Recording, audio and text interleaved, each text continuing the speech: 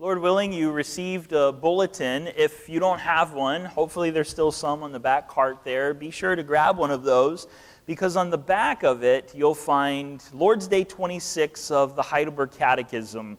It's question and answer 69 through 71.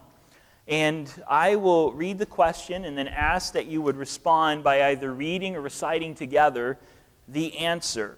And so this is walking through some statements on baptism, particularly how we see then the connection of baptism to the sacrifice of Christ on the cross, what it means then for us to be cleansed by the blood and Spirit of Christ, question 70, and then the assurance that we have that we are cleansed through the Lord Jesus Christ. So I'll read the question. Please respond by reading the answer. Question 69 asks, how is it signified and sealed to you in holy baptism that you have part in the one sacrifice of Christ on the cross?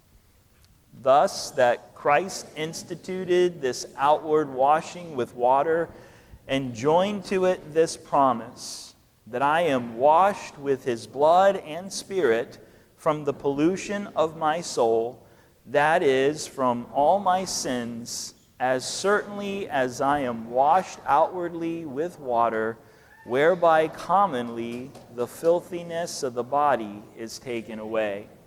Question and answer 70 asks, what is it to be washed with the blood and Spirit of Christ?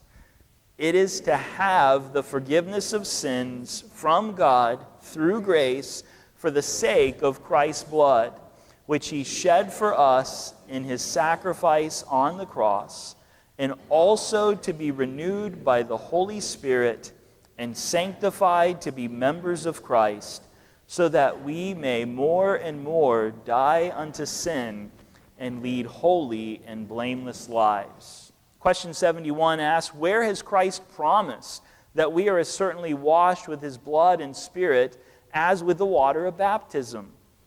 In the institution of baptism, which says, go therefore and make disciples of all the nations, baptizing them in the name of the Father and of the Son and of the Holy Spirit. He who believes and is baptized will be saved, but he who does not believe will be condemned. This promise is also repeated where Scripture calls baptism the washing of regeneration and the washing away of sins.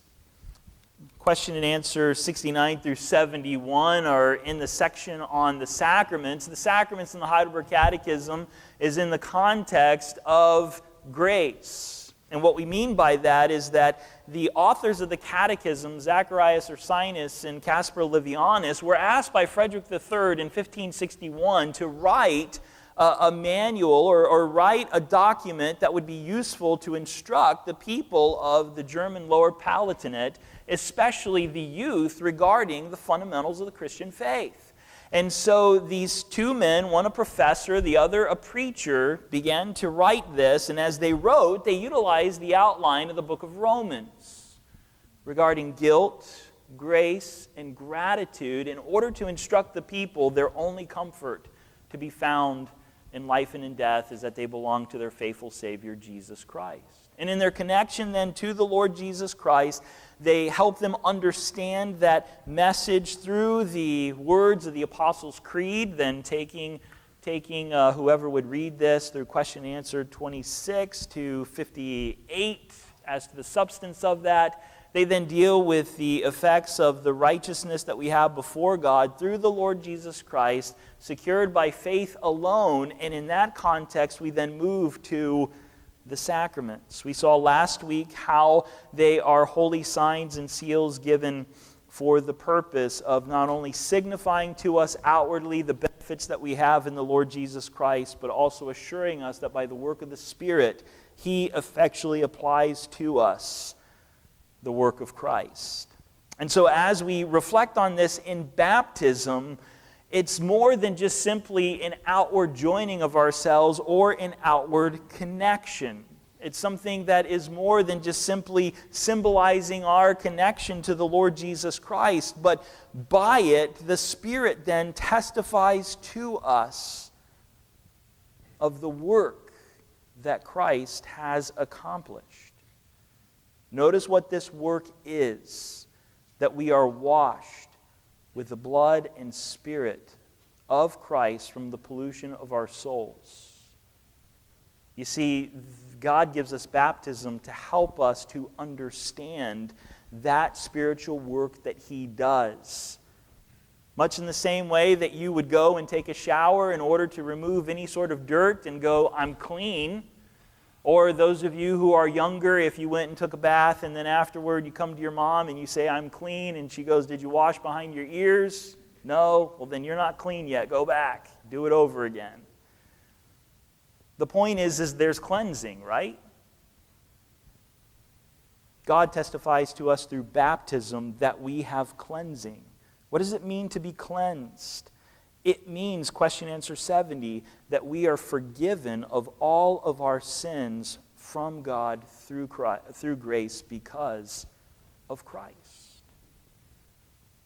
Baptism is important because it speaks in a manner of simplicity and in a way of helping us to understand an amazing thing that God does for us through the picture of cleansing.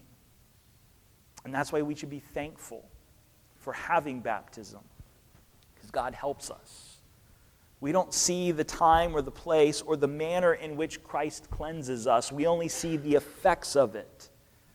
But just as we see that when water is applied and we then are clean, so God then assures us that as we trust and look to the Lord Jesus Christ, He cleanses us as we're covered by Him.